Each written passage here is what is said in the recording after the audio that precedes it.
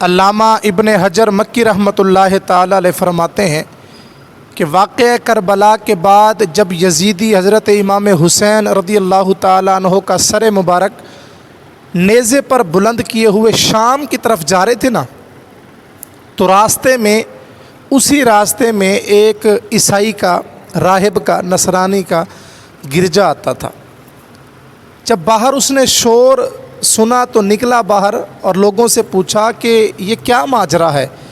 لوگوں نے بتایا کہ حضرت امام حسین کا سر انور یہ یزیدی فوج ملک شام کی طرف لے کر جا رہی ہے۔ اب یہ باہر نکلا، نکلنے کے بعد یزیدی فوج پر لان تان شروع کی، تم بڑے برے لوگ ہو۔ اس کے بعد کہا کہ سودا کر لو، اگر ایک رات سر انور مجھے دے دو تو میں تمہیں قیمت ادا کر سکتا ہوں۔ 10,000 اشرفیوں پر بات طے ہوئی۔ اب یہ راہب کو سر دے دیا گیا، راہب لے کر گیا، اس نے غسل دیا، محبت کی، سر انور کو چوما اور ساری رات گود میں لے کر بیٹھا رہا اور روتا رہا۔ اب اس راہب نے اس سر انور حضرت امام حسین رضی اللہ تعالیٰ عنہ کے سر انور سے ایک نور کی لاٹ دیکھی جو آسمان کی طرف جا رہی تھی۔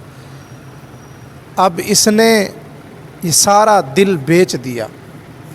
صبح جیسے تیسے رات گزری، صبح اٹھ کر کلمہ پڑھ لیا، مسلمان ہو گیا اور سارا ساز و سامان گرجا چھوڑ کر اہل بیت کی محبت اختیار کر لی، خدمت اہل بیت کر شروع کر دی۔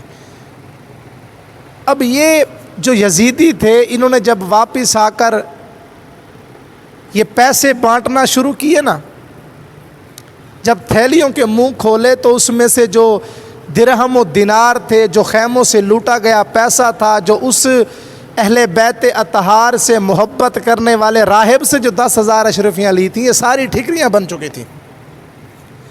اور ان ٹھکریوں کے اوپر لکھا تھا وَلَا تَحْسَبَنَّ اللَّهَ غَافِلًا عَمَّا يَعْمَلُ الظَّالِمُونَ۔ اور اللہ تبارک و تعالی نے ان کو دکھایا کہ تم نے دنیا کی خاطر زہرا کے بچوں پر تم نے ظلم و ستم کے پہاڑ توڑے ہیں، دنیا کی محبت میں آ کر آل رسول کو ایذا تکلیف پہنچائی ہے، اور تمہارا نتیجہ یہ تو ابھی دنیا میں ہے اور آخرت میں تو باقی ہے۔